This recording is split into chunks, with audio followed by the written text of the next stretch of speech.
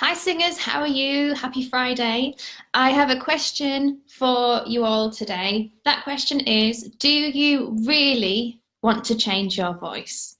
Now, you might be wondering why I ask you that question, and I'm going to explain.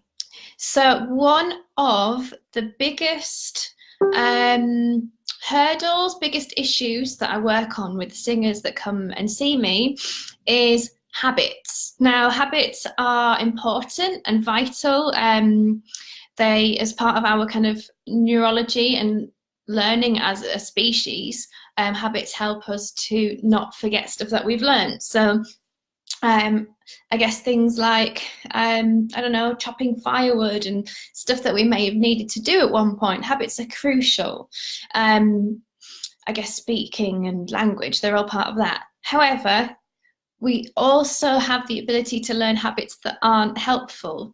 And the thing about habits is that when we do something that's ingrained in our behavioral system as a habit, our body releases dopamine, which makes us feel this sense of familiarity and security, regardless of whether that habit is something that is helping us or not.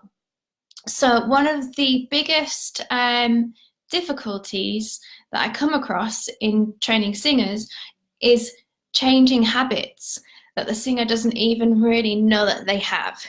And that feels like such a comfortable part of that person's being that they don't want to let go of it, even though it's something that is not serving them and is often the real cause of their problems.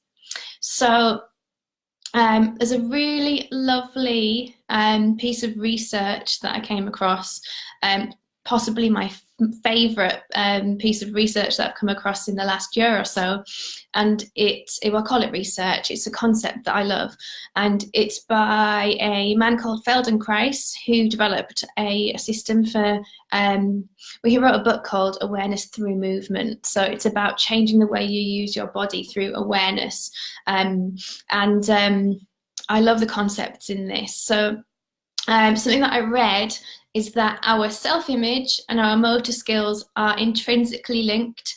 So if you think about babies and as they learn their motor skills, I always like to use the example of, the baby that's just found their thumb and keep sucking their thumb, or they realize they've got feet and they keep kind of holding onto their toes. They always had their thumb, they always had their toes, but it's when they found them, they then have this awareness of it. Oh, I've got these toes, and so they're able to touch them and do, perform various motor skills. So our motor skills, every time we kind of find a part of our body, or by learning a motor skill, we're developing this sense of who we are.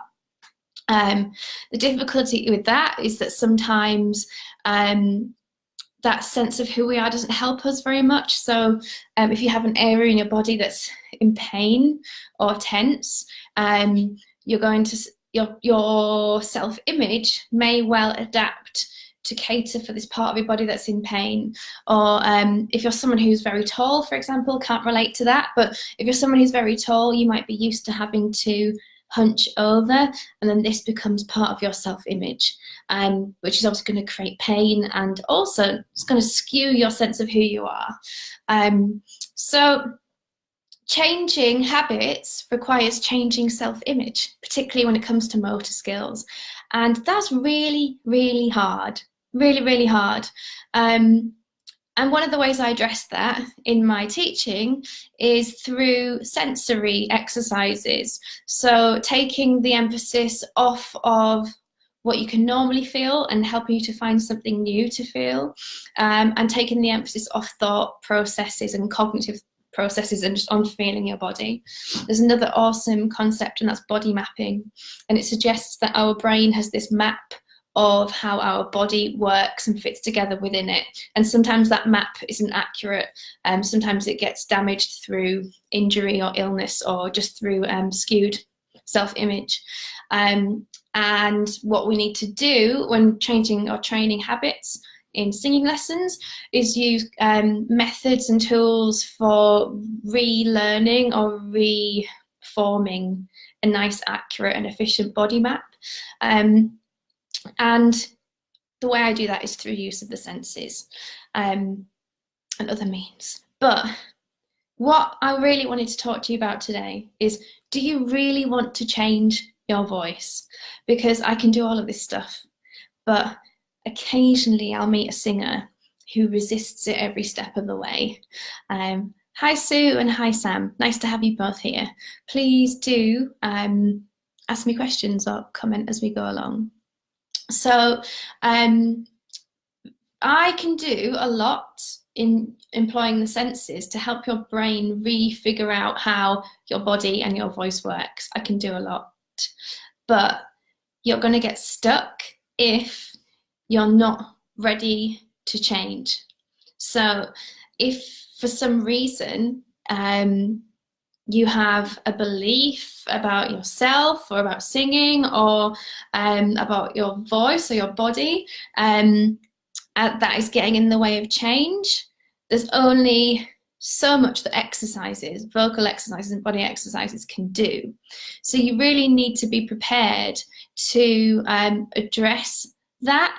So in vocal lessons, there's a lot of weird noises. We make a lot of weird sounds. I'm going to make you make sounds that you wouldn't normally make, do things that you wouldn't normally do, all within reason, of course. But there are a lot of bizarre noises and stuff. You know, you're going to have to go there and do things you've never done before in order to change your habits. You can't change habits by doing the same stuff you always do. It doesn't make any sense. And yet, something that as singers we tend to do is resist these. So we kind of like don't want to hear our voice sound weak, or we don't want our voice to wobble, or we're scared. Oh, a lot of people are scared that they're going to end up sounding classical through having singing training. I don't sing classically, so I wouldn't know how to teach you to sing classical. But you kind of have to be prepared for all of these things to happen. You need to let your voice wobble and break. You need to make weird sounds that you wouldn't normally want to make. You know, you're going to have to do stuff you don't normally do in order to embrace change. And, you know, that's difficult. That's tough. You need to be brave. You need to be open to it. And I appreciate it's difficult. And actually some people come on their first lesson ready to make those changes. Some people it happens over time with, and that's totally fine. But something to think about is, do you really want to change it? Do you really want to create new habits? Or are you happy as it is? If you're happy with it as it is, but you feel like you need or you should make changes to your voice, the chances of improvements actually sticking is quite slow, because you're always going to go back to your old habits. Whereas if you're actually really open to making improvements, first of all, you have to trust your teacher, you have to trust your coach, and you have to trust the process. And that's a whole different video. But if you really, really, really want to make improvements to your voice, you've got to be prepared to do things you've never done and to feel a little bit uncomfortable. Yep. Hi, Andres. Nice to see you there. So that's what I wanted to talk to you about today. If you do have any questions, please feel free to type them in now. If you would like to have a lesson with me, I'm going to add a link. I forgot to do that before I started. I'm going to add a link in the box, in the information for this video. Obviously, you've got me on Facebook somehow, so message me on Facebook.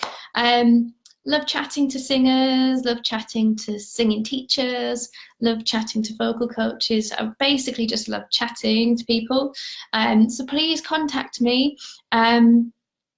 Just love talking to people about the voice and singing and stuff. So I'm always happy to have conversations with people. I'm going to add the link to book lessons, and thank you for tuning in, and I hope you have a lovely weekend and Friday. Okay, bye.